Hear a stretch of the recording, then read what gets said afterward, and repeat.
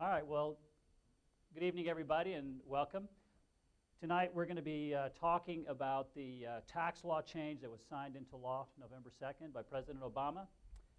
Some significant changes to the strategies that are going to be available going forward to maximize your Social Security benefits. What's interesting is that the two strategies we're going to talk about tonight that are going to go away for a lot of people are actually considered to be unintended loopholes. So when the law was passed in 2000 to allow for these, I guess they didn't anticipate that as many people as have been using them or were going to use them were gonna.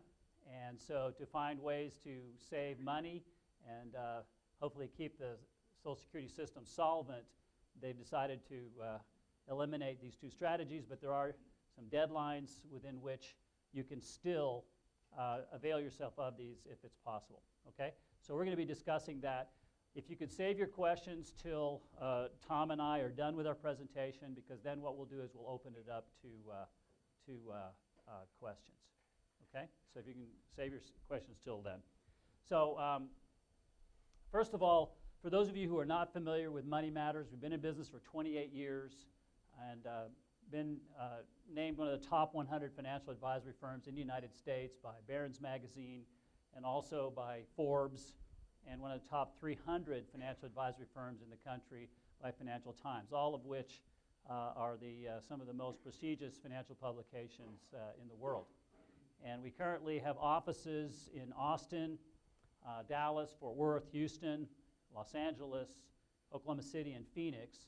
So if you're watching this webinar and you'd like to come in and visit with one of our advisors in one of those cities, we have offices there. We'd love to meet with you.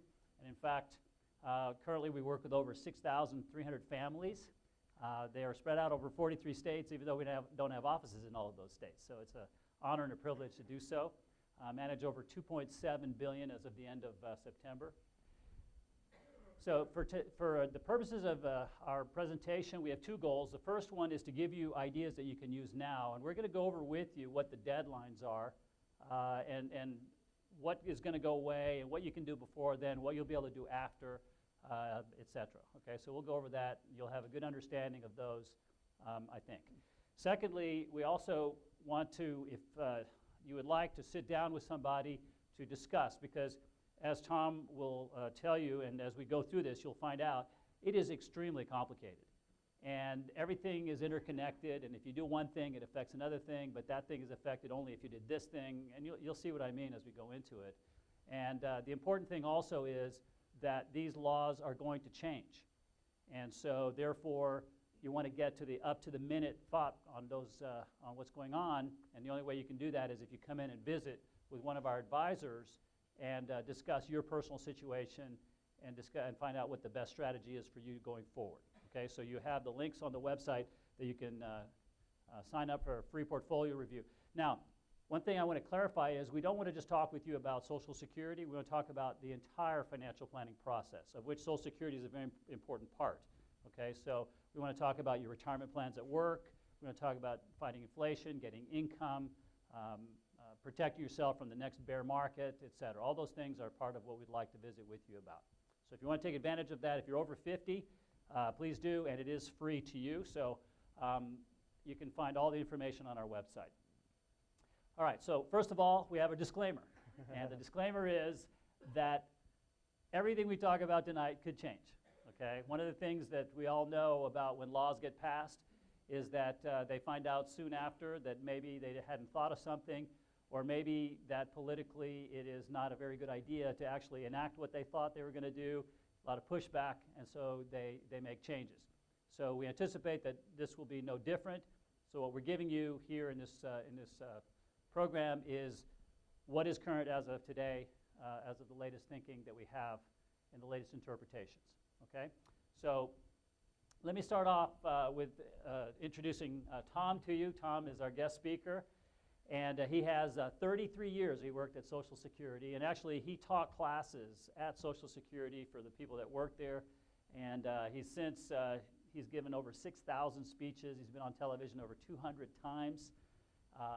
This is a man that actually enjoys talking about all this stuff. Okay?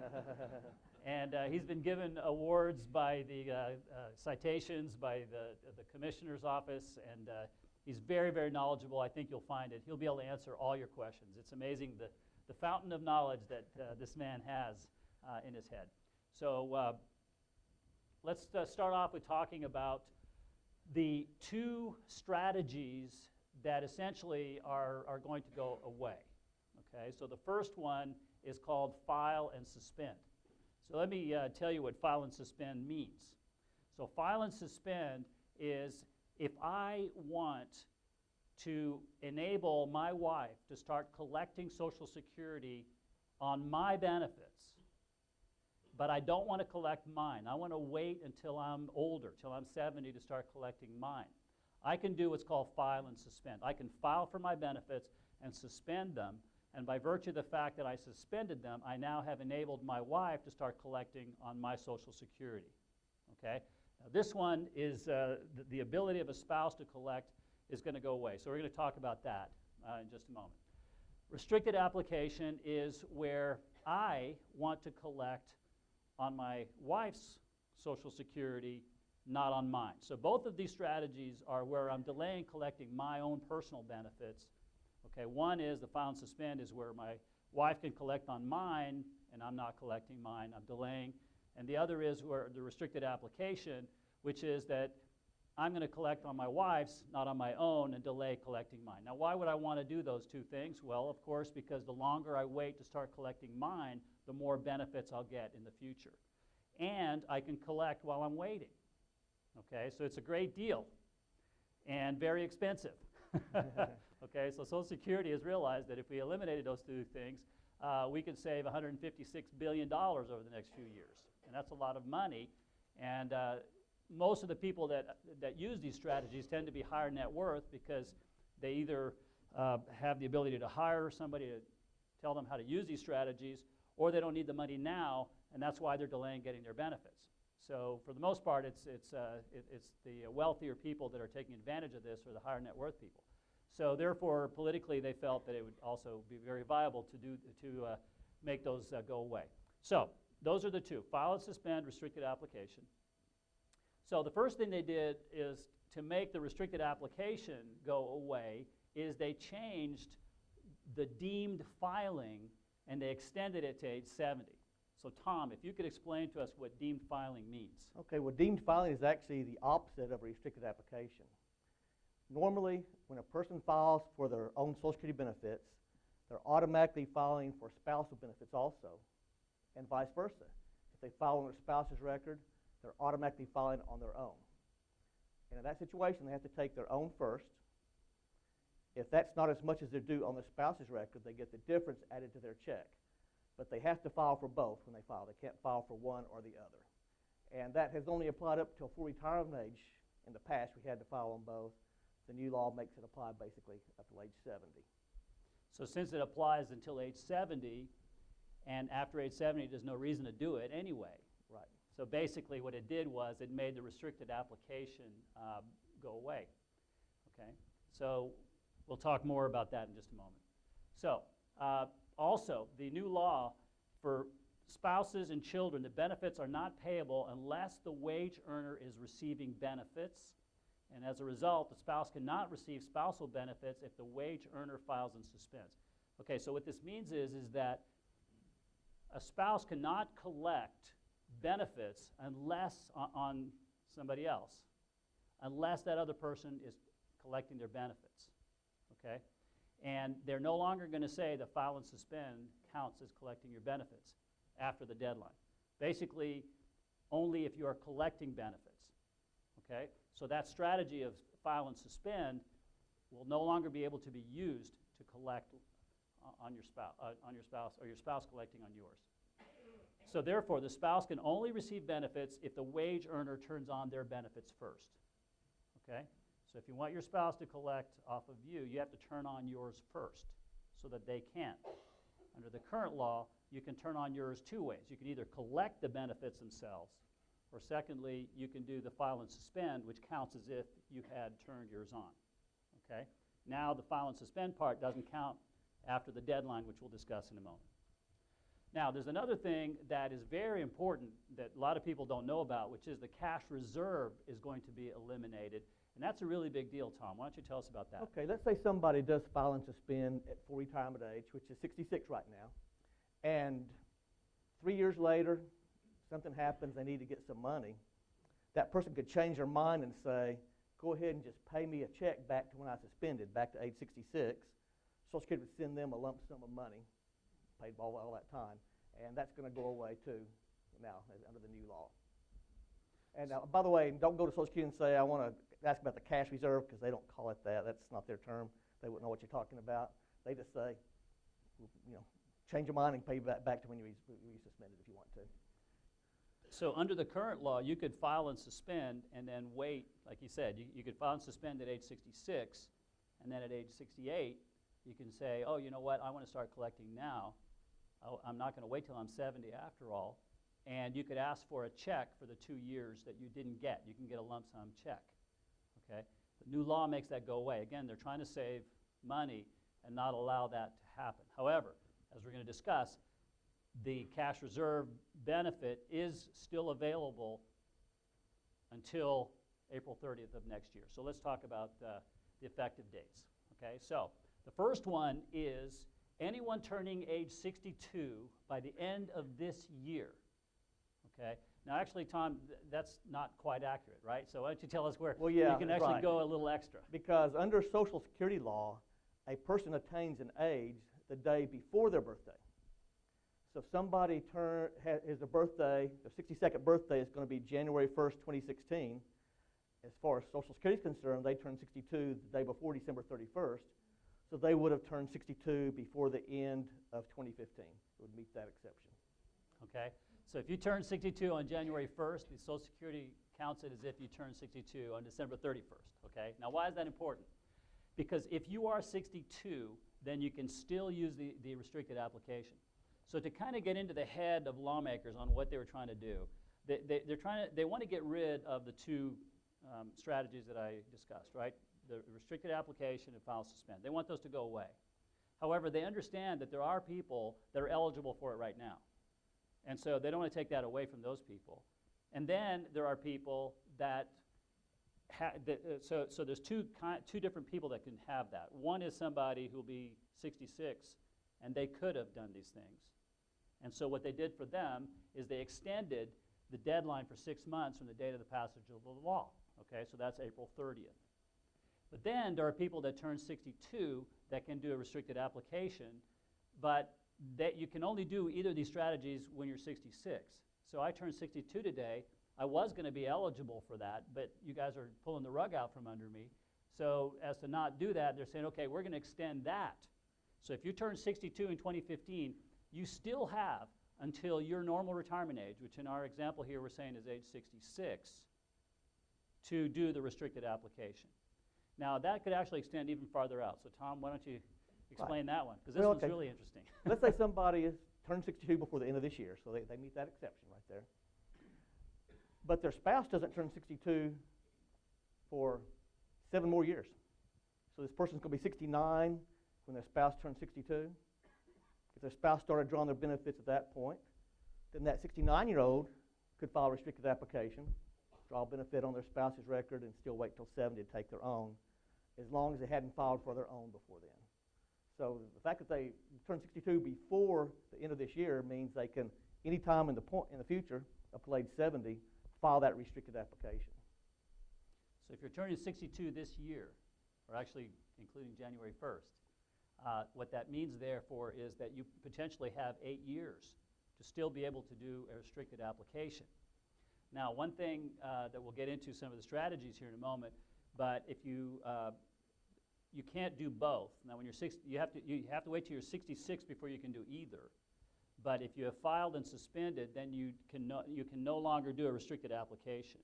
Okay, and we'll talk more about that. But you can't do both of them. All right. So when you turn 62, you still have the option to do the restricted application unless you filed and suspended. All right, and you can potentially do that for 8 years.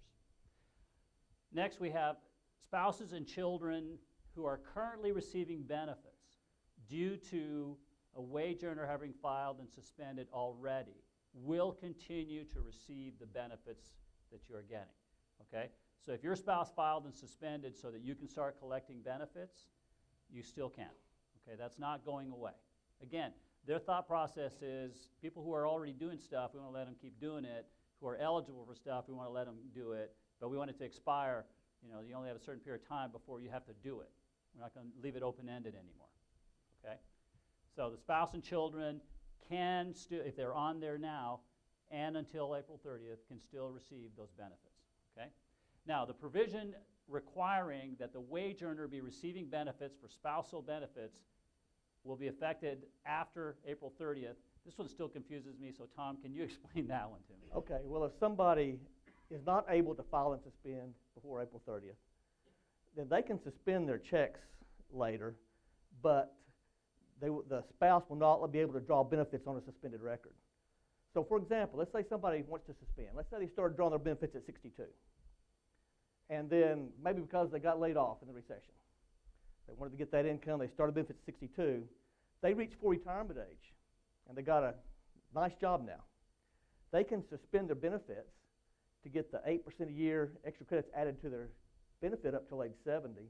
But if they can't suspend before April 30th, their spouse cannot receive benefits on their record while they've got a suspended benefit. In other words, after that date, the spouse cannot receive benefits unless the wage earner is actually drawing his own benefits. Okay, so basically, when you file and suspend, a lot of times what you're doing is you're trying to make it so your spouse can collect on your benefits. But if it happens after April 30th, you can't. So if somebody had, like you said, was collecting, they filed and suspended 2 years from now, when they do that, it does not enable their spouse to now start collecting on their record. Okay, that's not available anymore after the 30th of So April. basically, the wage earner has to be receiving his checks for the spouse to receive. If somebody can't file and suspend before April 30th. Okay, so let's, we're going to get into some examples here in a moment to help clarify this, but let me start by, again, an individual can file and suspend. So the file and suspend strategy is still available if you are 66 or older by April 30th of 2016, okay? Because you can only file and suspend if you're over your retirement age, and that retirement age deadline is April 30th of next year. So anybody that's turning 66 between now and then, or is older than that, you can still file and suspend, and you would be able to therefore preserve the cash reserve that we talked about, okay? Which means that 2 years later you could ask for all the benefits that you didn't get and get a lump sum check, which could be a big check. And then also so that your spouse can collect on you because you filed and suspended, okay? So, and let's talk about that date, April 30th, because I think I look at the calendar, April 30th of 2016 is a Saturday. Now, while Social Security employees are going to be working that day because they work a lot of overtime with the baby boomers getting retirement age right now, they're busy, they work a lot of overtime, they won't be answering the phone or have the door open to the public. And so actually, you'd need to file and suspend by the end of business April 29th to make it by that deadline. you mean the Social Security people won't be there answering the phones on Saturday? They won't. I guarantee you that. And you can't blame them. I guess everybody deserves their weekends, right? Yeah. So it's actually April 29th. It's not April 30th, because if you want to call them and ask. So a question, let me ask you, Tom, to do file and suspend or the restricted application, is this something you can do online, or is it something you have to go in and do? No, they would need to at least talk to them on the phone. They wouldn't be able to do it online. They'd need to either do it by phone and by mail or go into the office. Okay, so that makes that April 30th deadline even more important, because if it's a Saturday and you want to go in there and talk to somebody, Won't happen. they're not there. Right. Right? So April 29th is your deadline, but don't wait until the last minute, because there's probably going to be 400 other people in front of you who waited till the last minute as well. Okay, and there's only so many people that work at Social Security. Okay? So let's talk about some more of there are 3 sets of rules. So again, now by the way, I'm repeating a lot of these things on purpose, okay, because these are very complicated. And I remember when I was learning all this stuff, it took me 20 repetitions before I finally started to even think I understood it, okay? So we're repeating this on purpose. It's kind of like, you know, you hear a song 4 or 5 times, and pretty soon you've learned the lyrics. So that's kind of what we're doing here. So File and suspend then applies for the first 6 months after the enactment of the law. So you can only file and suspend. Now, actually, that's not quite accurate, is it, Tom? You can file and suspend as long as you want, but to enable your spouse to collect, That's you right. have to do it by April A 30th. person can suspend their benefits. That hasn't changed at full retirement age or older, but unless they can meet that deadline to file and suspend, they can't have a spouse drawn on their record while their benefit's suspended. Or a Right. child. Sometimes people file and suspend to have a child under age 18 or a child who became disabled before age 22 receive on the record while they're still letting theirs grow. That also is the same thing. If they can't file and suspend by April 30th, then that child won't be able to receive benefits until the wage earners actually draw on their checks. Okay, so just not to clarify, file and suspend is not going away. Okay, you can always file and suspend. File and suspend all by itself means I'm collecting, but I want to pause it for a while and start collecting at a later date. I'm suspending my payments. Okay, and you can do that. You start collecting at, as you said, 62, and then you get a job when you're 65, and you say, you know what, I want to suspend my benefits and stop collecting them while I'm working. You'd have to be full retirement age, though. I'm sorry, you have to be 66 to do that. That's correct. So yeah, at 66, you could say, I don't want to collect anymore. I'll do it at a later date, or I'll wait till I'm 70. I want my benefits to continue to rise. What we're talking about, what's going to go away is the ability of your spouse to collect on you while you're waiting for your benefits to rise. Okay, so you can actually be collecting money from Social Security while you're not collecting benefits. Okay, so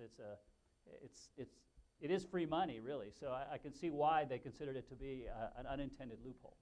Okay, so the restricted application applies for the next now 4 years, but as Tom said, that actually can go longer because your spouse may not turn 66 for 8 years. So potentially you've got 8 years to go before you, if you're 62 this year, before the option for restricted application will go away for you too.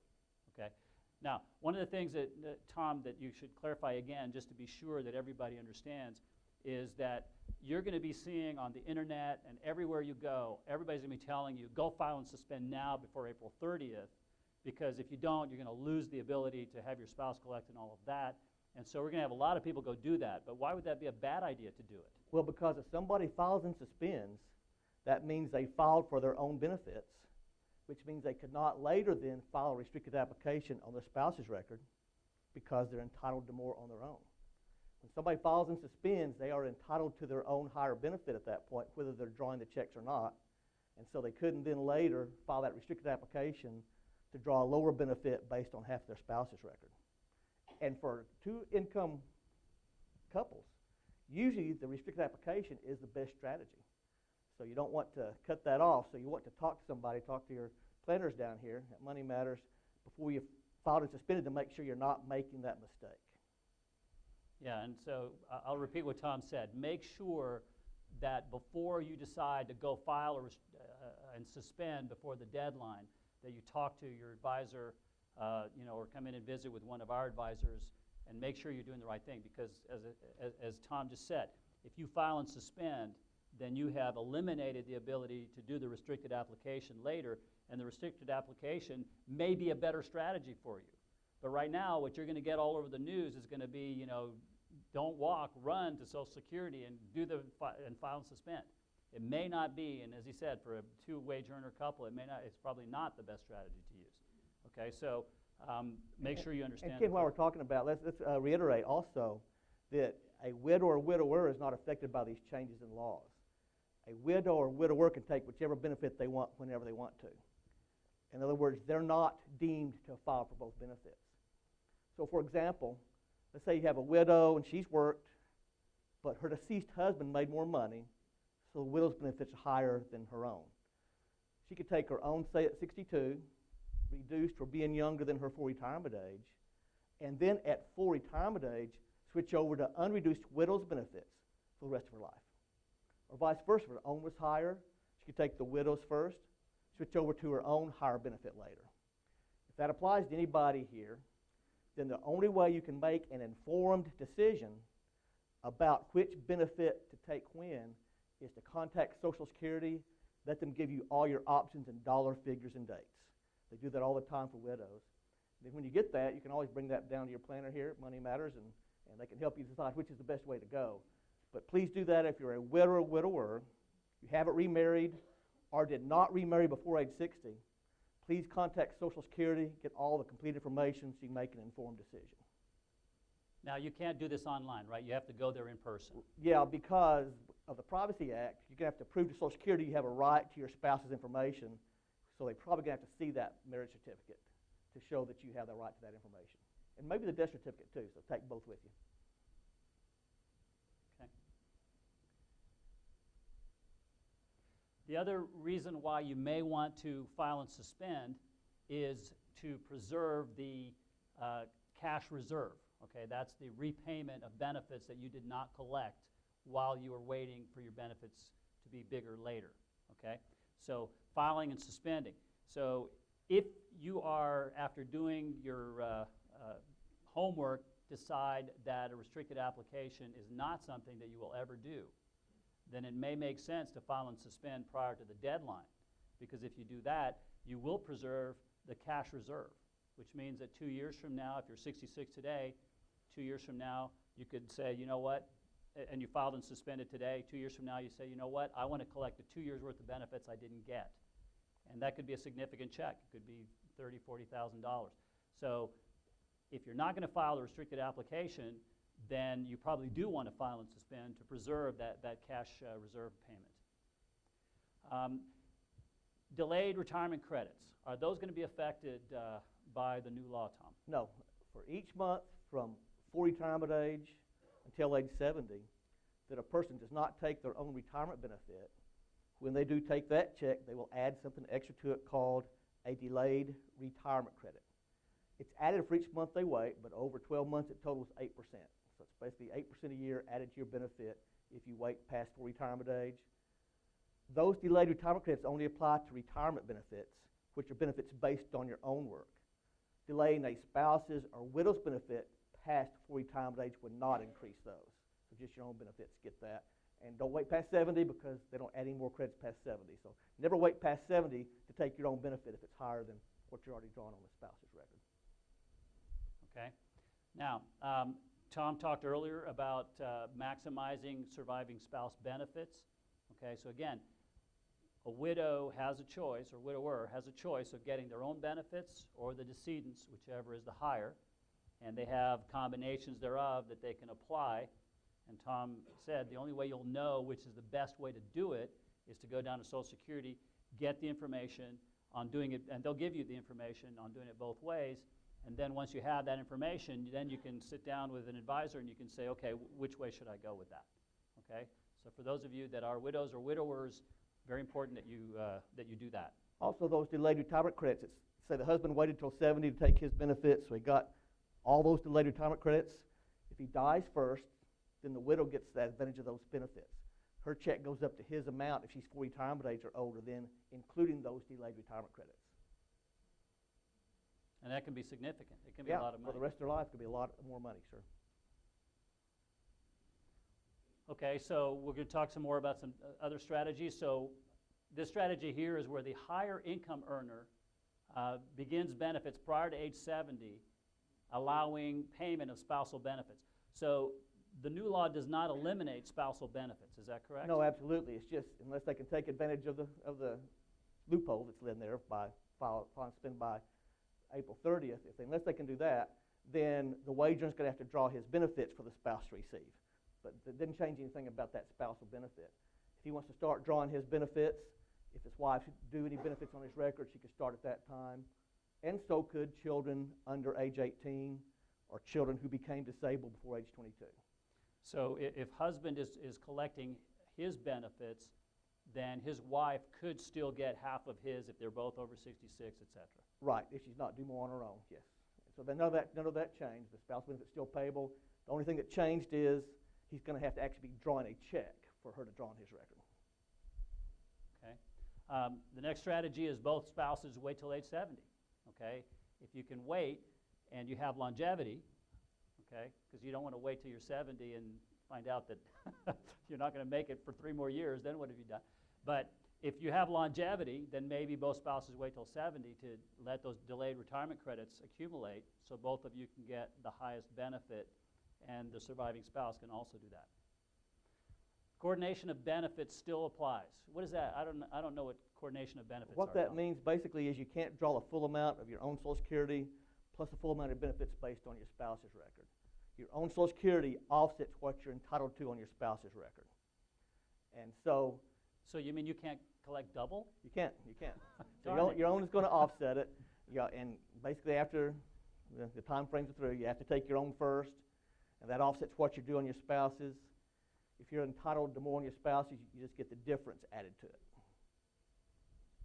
So coordination of benefits still applies, okay? So you can still get your spouse's added to yours. That does not go away, okay? Wife can collect at 62 or 66. Husband waits until he's 70. This maximizes the survivor benefit, okay? Once again, we're talking about, the survivor benefit. If she starts when she's 62 or 66 and the husband does not collect anything, he's letting his benefits continue to increase so that he has the maximum benefit when he's 70. Therefore, surviving spouse can get the maximum benefit upon his death, okay? And you may have noticed we are always using the husband here, and that's because you ladies tend to outlive us guys, and so we plan for that being the eventuality. But it works either way. If the wife is the higher wage earner, if she waited until 70, then the last survivor would draw that higher benefit that she got by waiting until 70. So it works either way. Okay, so we're going to open it up to questions. So if you have questions, raise your hand here. But let me start off with the first question. We'll just kind of prime the pump here, which is that the husband is 69 right now, okay, and he's been collecting for 3 years. So he started at 66. He's been collecting for 3 years. His wife is 65 now, but she won't turn 66 until May 1st, okay, of 2016. She wants to do a restricted application at 66 and receive 50% of her husband's benefit. Is she grandfathered in on that strategy or not? Yes, she is, because she turned 62 before the end of 2015. Then she's grandfathered in. At her 40 retirement age, she could file a restricted application to draw benefit based on half of her spouse's record while still letting hers grow up to age 70. Okay, so that is grandfathered in, again, because of that December 31st deadline for you to turn 62. Okay, so we're going to open it up to questions, and I'm going to turn into Phil Donahue. Okay? So if anybody has a question, raise your hand. Okay. I had heard that Social Security disability was going to run out of funds next year. Will that actually impact persons that are receiving? Well, it's not going to happen. They have to split up the FICA taxes. They split them up between two trust funds, the Retirement Survivors Trust Fund and the Disability Trust Fund, and they make estimates on how much each one needs, and sometimes they're a little off of those estimates. And this has actually happened many, many times over the years, is the Disability Trust Fund didn't quite have enough money going in there, so they shift money from the Retirement Trust Fund to that. And this law we're talking about that passed here also does that, so people drawing disability will not be affected because the money's being shifted over. Any questions over here? Yes, hold on. Why is a restricted application often better than file and suspend as a strategy? Well, because if somebody's filing a restricted application, then let's say the wife starts drawing her benefit. Then he files a restricted application, they're getting his benefit plus another half added to that between 66 and 70. If they just file and suspend and one files a restricted application, they're just getting the half benefit, the spousal benefit. So receiving a lot more between 66 and 70 by doing the restricted application. And remember, once one wage earner dies, they're just drawing that one check, which is the higher of the two. So usually if one files and suspends and the other just files a restricted application to draw half, they both have to live a long, long time to make up for that lost money between 66 and 70. It's not all, we don't have a crystal ball. It could be the best, but in general, they're passing up so much money between 66 and 70, that's why that is often the best option. And if you turn 62 before the end of this year, then you can still do that.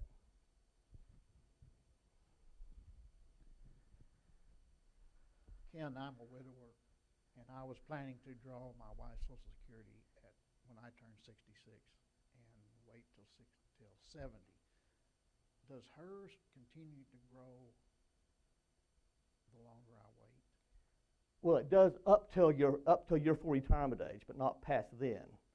You don't get a widow's benefit doesn't get those delayed retirement credits you get on your own by waiting. So you don't want to wait past 66 to take that one, and that's a good strategy. The law didn't change for you since it's a survivor's benefit. You can take those widower's benefits at 66, and then switch over to your own at 70 with all those extra credits added for waiting. I love that, man. Now, let me ask you something. Let me ask you something else though. Was your wife drawing benefits before she passed away? Okay, because that might change the answer a little bit, but no, that's fine. His answer was she was not Yeah, collecting. right. Okay. Other questions?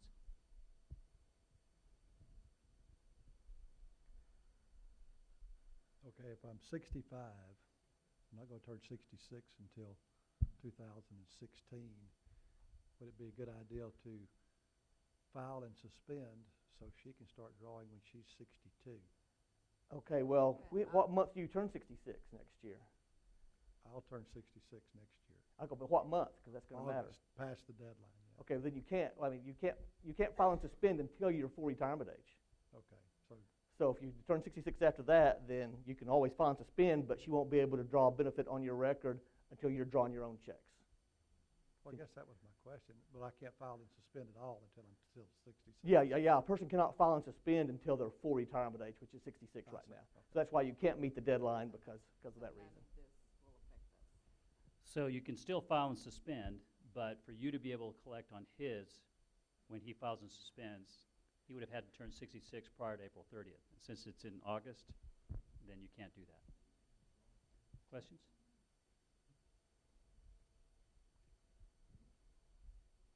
So I understand the restricted strategy. I would collect half of my spouse's, and if we waited till she's 66, she would collect the full amount of hers. I would collect half of hers. Yes. And mine, and I don't do anything with mine. I don't file, I don't suspend, I just wait till I'm 70 and then file for mine. That's right. As long as you turn 66 before the end of this year, you have Yes. that option still. Now, your wife doesn't have to be full retirement age for you to do that. If she's retired, she can start drawing her benefits earlier. It's just that you have to be full retirement age to not take your own first, to file that restricted application. But your wife doesn't have to be full retirement age for you to do that. She just has to be receiving her checks. Okay. But the person who files a restricted application has to be full retirement age. So when you're 66, you can file a restricted application. Your wife doesn't have to be 66 for you to collect on her record. But Okay, she has to be receiving her benefits. She has to be collecting, but she could be 62 when you're 66. You could file a restricted application and collect on her 62-year-old benefits. And actually, the spousal benefit's not based on half her check, but half of her age 66 amount. So if she was 62 and started drawing her benefits, and you were 66 at that same point, your check would be more than half of hers because you'd be drawing half of her age 66 amount, not half her check amount. Oh, okay, thank you. That's actually a very good point that most people are not aware of. They always Right. think it's half of my spouse's benefits, but that's not the case. Right. It's always based on half of the unreduced amount. Does anybody start to see how complicated this is? Got a question here, Ken? If you're single, you're 66, and you decide to file, and since the job market's been crazy, and all of a sudden I don't want to collect anymore after I'm 67 because I get a job, Yes. can I suspend? And will it be when I collect again, would it be at the rate at the age I am, or at the rate that I suspended? Okay, if you're older than full retirement age, so 66 or older right now, you can suspend your benefits, and at that point, each month that you don't get a check between then and 70, when you turned your checks back on, then they would add a little bit, 1/12 of 8% for each month you didn't draw a check to your check for the rest of your life. So it's not when we say it's 8% a year, and it is, but they add it for each month that you didn't get a check. Now, Tom, can you speak to if someone starts taking their benefits at age 62 and then suspends at age 66, Right. and then they start again when they're 70, the amount they're getting at their age 70 is based on the increased amount that it went starting at age 62, right? Right. So if somebody started at 62, they're receiving 75% of what they would have got had they waited till 66. So let's say that person did that, and then at 66 they suspend those checks. They're getting 8% a year added to that 75% check. They're getting 8% added to that reduced benefit. So at 70, they wouldn't be drawing as much as if they'd waited till 70 to draw it all, but they'd be getting 32% added to their reduced benefit at that point. The key thing to remember about that is that when you file before 66, you're stuck with that forever. That's the calculation for everything after that. That's right. You Now, you can't can switch. change your mind and withdraw an application and pay any money back you got, but only within 12 months of when you first become entitled. If you've been drawing benefits more than 12 months, you can't go back and undo that decision. Questions? Well, that's it. Anybody. Once you've been entitled for more than 12 months, you can no longer go withdraw that application. Now, you could suspend your benefits if you're over 40 retirement age, but you still wouldn't draw as much as if you hadn't drawn any checks at all before age 70. Okay, so we got some questions that were sent in, so let's go with this one here. So Tom, wife is 63, husband is 64. The original plan was for the husband to file and suspend at full retirement age and wife to file a restricted application. But now, That won't be possible because neither one of them is going to be full retirement age before April 30th, and so they won't be able to file and suspend because you have to be full retirement age to do that. Now, she could still, if he started taking his benefits, since she's over 62 already, she could still file a restricted application if he's actually receiving his benefits at that point. so the restricted application, again, these benefits, what you have to remember is what they're trying to do here is not enable somebody else to collect on somebody else's benefits, okay? So you can collect your own, but you can't collect on somebody else's and delay getting your own. You have to take yours. You can't wait till later to get more, because otherwise you're collecting money while you're waiting to get more, and that's what they're trying to get rid of.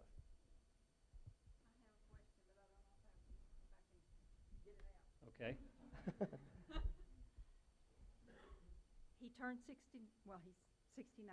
He started drawing benefits this month, Okay.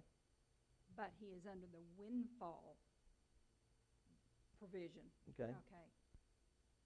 Can he suspend that? I'm 62. I turned 62 this year. So can he suspend that and draw half of what mine would be at 66? No, for several reasons. Okay. But first of all, since he's already filed on his own, Uh-huh. then he's entitled to more on his own than he can draw on your record, possibly, if his is more than half a year's. Well, under the But also, the reason he's affected by the law called windfall is because he's receiving a pension based on work that wasn't covered by Social Security. Right. Well, that windfall law affects the benefits on his own record. There's another law called government pension offset that applies to the spousal benefits. If somebody's receiving a pension based on work not covered by Social Security, part of that pension is paid to them in place of Social Security, so part of that offsets what they're doing on their spouse's record. So anything he's doing on your record is going to be reduced by an amount equal to 2/3 of that pension he's receiving. So which means he probably won't be able to draw benefits on your record because Okay. 2/3 of his pension is probably more than half of your Social Security. Oh, yeah. So he wouldn't be able to draw on your record anyway. Okay. And that's nothing new. That's always been in But effect. that windfall doesn't affect my Social Security. No, and nothing affects yours. And also, where do you draw that pension from? Where'd you? Texas. Okay, from a city government. Okay, so he has an option to take a survivor's benefit. So if he died first, you draw that benefit also, that pension from them. That will also not affect your Social Security. Okay. If you draw a survivor's benefit based on his non-covered pension, that will not affect your Social Security at all. Okay. Yeah, I wondered if, since it was filed, we were reading where the Medicare rate was going to go up, the monthly Yeah, cost. the law fixed that too. So Okay. Okay, well, I was wondering if we made a mistake by filing. Well, he's No. only like 6 months away. yeah. I mean, you're almost drawing the full amount, and since you're affected by the windfall, it's not a huge amount of your retirement anyway, so you couldn't really make much of a wrong decision. Okay, so let's go to a question that was sent in. So the husband will be 66 before April 30th of 2016. Wife will be 62 in 2015. Okay, so they both meet the deadlines. Should he file and suspend, should he consider using the file and suspend strategy? Well, you certainly should consider it. However, you need to look at each of their benefit amounts, because it might be better for them if she takes hers and he files a restricted application on her record. If he files and suspends, he's eliminated that possibility then in the future. So, without dollar figures, we really couldn't say for sure. He might want to consider it, of course, but he needs to once again talk to one of the planners here to make sure he's not making a mistake, because the other option, since both are available to them, the other option might be more valuable to them. Okay, now what about her? She's 62 this year. So she could do a restricted application. So could she do a restricted Yeah, application? yeah, but they need to look and see who needs to take their benefit and who needs to file their restricted application, because you have to look at their money, their benefit amounts to decide which is best. Since they're grandfathered in on both, they have that option, and since the file and suspend strategy basically disappears at the end of April, they need to look at that now to determine which plan they're going to go with. In case file and suspend is his best option, he needs to do it now. Okay. And would the answer be different if he didn't turn 66 until June of 2016? Yeah, then the file and suspend option wouldn't be available, but the restricted deadline. application could be. So he passed the deadline, so he wouldn't be able to. But she still can do the restricted application because she turned 62 this year. Right. Either one of them could. He could do the restricted application on hers if he hadn't filed for his own too. So he needed to look to see which is going to pay them the most, which of those strategies would pay them most. Okay. Any questions here in the room? Somebody have a question? Okay. All right, so let's see. Wife is 66 right now and has not filed anything. Husband is 65 now, and he'll be 66 in September of next year, and he's not filed anything either. Can the wife still file and suspend, and the husband file off of hers in September, and then wait until he is 70 to start taking his own? Yes, she can. Since she's 40 retirement age, she can file and suspend. Since he's already 62, he could then do a restricted application when he turns 62. However, once again, the same thing. That may or may not be their best option, depending on who's got the higher benefit amount. And so they once again they need to talk, because they have the option of either one of them could do the restricted application. So you look to see which is best, but they do have that option available to them. Okay. Now, she is over 62 at the end of this year. Can she file any time for the next 4 years? That's what we No. were talking about earlier, where... Well, she has to be full retirement age, so she won't be full retirement age for the 4 years. So she has to be full retirement age to do the restricted application. So since she's 62 before this year, she has that option, but not until she's full retirement age. So she couldn't do it for the next 4 years, but she could do it in 4 years possibly. So it won't go away for her because she turns 62 this year, but she can't actually do it until she's 66, which would Right. be 4 years from now. Right. That make sense? All right. So basically, there are 3 legs to the Social Security strategy stool. The first one is you have one spouse that delays their benefits till they're age 70. This can increase the survivor benefits, increase the benefits for the 70-year-old because they've let their benefits grow during all of that time. So those are some reasons to wait there. The coordination of spousal benefits. Again, spousal benefits are not going away. It's just collecting on somebody else's while they're waiting to collect theirs is going away. Okay? If both people are collecting, spousal benefits are still available. So that's not going away if both are collecting. And then also making sure you maximize the surviving spouse benefits. Okay, so those are the 3 strategies. Okay? Any further questions that anybody has of us?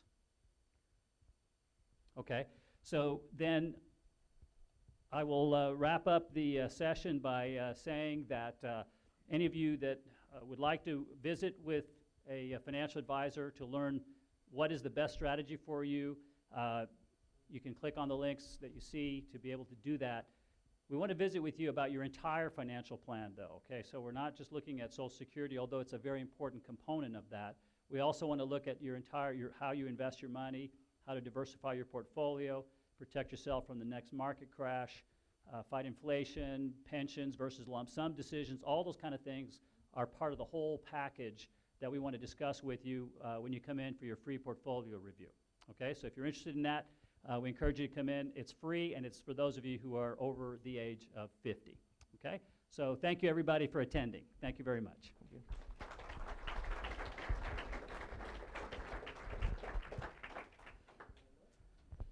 Now, I know what you guys are going to do. You're going to line up over here, and you're going to have like 700 questions for Tom that you wouldn't ask when we were on TV.